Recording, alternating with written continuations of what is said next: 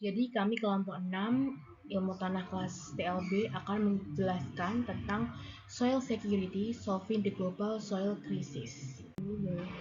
Apa itu soil security dan seberapa penting? Soil security merupakan sebuah upaya untuk menjaga tanah agar tetap sehat dan berfungsi sebagaimana mestinya. Lalu mengapa soil security diperlukan? Karena tanah itu berfungsi sebagai penyedia pangan, penyerap air, dan juga menjaga kestabilan lingkungan. Ketika tanah diabaikan dan tidak dijaga, maka kualitasnya akan menurun dan dapat menimbulkan berbagai masalah seperti krisis pangan, krisis air, dan ketidakstabilan lingkungan. Maka dari itu, tanah perlu dijaga untuk masa yang akan datang. Nah, soil security sendiri berkaitan dengan 5 hal. Yang pertama ada capacity, condition, capital, connectivity, dan codification. Selanjutnya ada krisis tanah dunia. Tanah adalah fondasi kehidupan. Namun saat ini kita tengah menghadapi krisis besar, yakni sekitar 23,5% tanah dunia telah mengalami degradasi.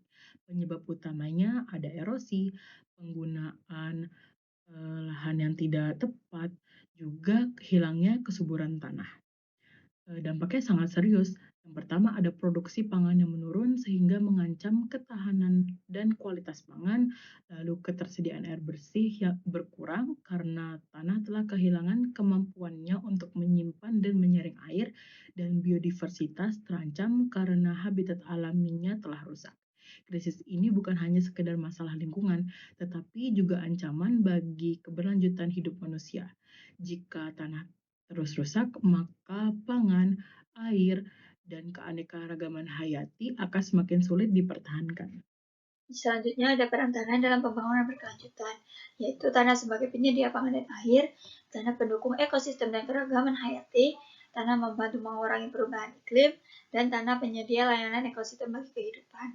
Di kiri bawah ini terdapat sebuah gambar sistem air tanah, yaitu air hujan yang menetap ke dalam tanah akan tersimpan ke dalam lapisan air yang disebut aquifer. Terdapat dua jenis aquifer, yaitu aquifer bebas yang langsung berhubungan dengan permukaan tanah dan aquifer tertekan yang berada di antara lapisan kedap air. Sumur artesis dapat mengeluarkan air secara alami karena adanya tekanan dari aquifer tertekan. Air tanah ini kemudian dapat mengalir ke sungai maupun danau. Selanjutnya ada gambar di sebelah kanan bawah ini yang menunjukkan pemanfaatan lahan, yaitu area persawahan dengan adanya pembangunan saluran atau jalan. Hal ini berkaitan dengan pengelolaan air di permukaan untuk mendukung pertanian. Fungsi utama tanah. Tanah memiliki beberapa peran penting. Yang pertama adalah daur ulang nutrisi, yaitu mengembalikan unsur hara ke dalam tanah agar bisa dimanfaatkan kembali oleh tanaman. Kedua, sebagai penyimpanan air yang membantu menjaga ketersediaan air. Selain itu, tanah juga menjadi habitat makhluk hidup, penyaring zat berbahaya, dan penopang bagi pertumbuhan tanaman. Pada tabel di sebelah kanan, ditunjukkan hubungan antara fungsi tanah dengan tantangan global. Misalnya, untuk ketahanan pangan, fungsi tanah seperti siklus nutrisi dan retensi air sangat berpengaruh terhadap kualitas dan hasil produksi pangan. Untuk ketersediaan air, tanah berperan dalam menyimpan dan menyaring air sehingga tetap bersih. Kemudian, dalam menghadapi perubahan iklim, tanah membantu menyimpan karbon dan mengurangi emisi gas rumah kaca. Tanah juga berperan dalam menjaga keanekaragaman hayati karena menjadi habitat berbagai organisme. Terakhir, dalam keberlanjutan energi, tanah mendukung pertumbuhan tanaman sebagai sumber energi biomasa. Selanjutnya yaitu Solving Problem Soil-Centric Framework, konsep atau penyelesaian masalah konsep kerangka kerja berbasis tanah. Yang pertama yaitu masalah tanah belum ditangani secara menyeluruh. Permasalahan seperti erosi, degradasi, dan juga pencemaran masih ditangani secara parsial, sehingga solusi sering tidak efektif dan tidak berkelanjutan. Yang kedua, tanah penting untuk pangan, air, dan iklim. Tanah menjadi media produksi pangan, penyimpan serta penyaring air, dan berperan dalam siklus karbon yang mempengaruhi iklim. Yang ketiga, diperlukan pendekatan yang berfokus pada tanah. Pengelolaan lingkungan dan pembangunan harus menjadikan kesehatan tanah sebagai dasar utama agar kerusakan dapat dicegah. Yang keempat, tujuan dari solving problem sendiri yaitu untuk meningkatkan kesadaran tentang pentingnya tanah. Yang kelima, menjaga fungsi tanah agar optimal. Fungsi tanah meliputi penyediaan nutrisi bagi tanaman, penyimpan air, habitat organisme, dan pengatur siklus biogeokimia. Tanah sendiri berkaitan dengan banyak hal dalam menunjang kehidupan manusia. Yang pertama yaitu sebagai food security atau ketahanan pangan.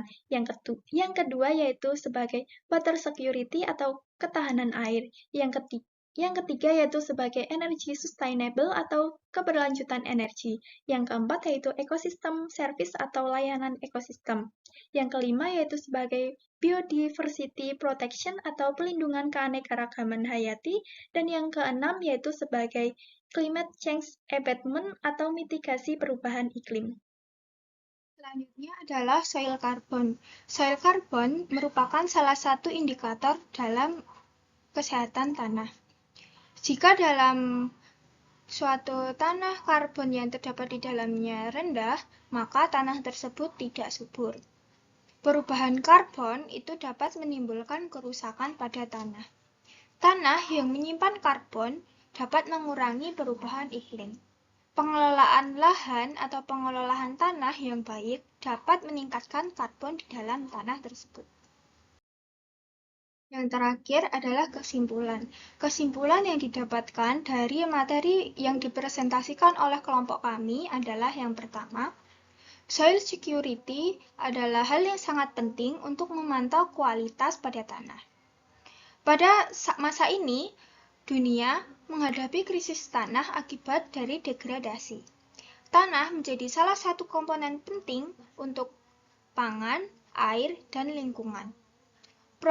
Problem solving yang dapat digunakan untuk masalah ini yaitu soil centric framework. Sekian dari kelompok kami, kurang lebihnya mohon maaf. Wassalamualaikum warahmatullahi wabarakatuh.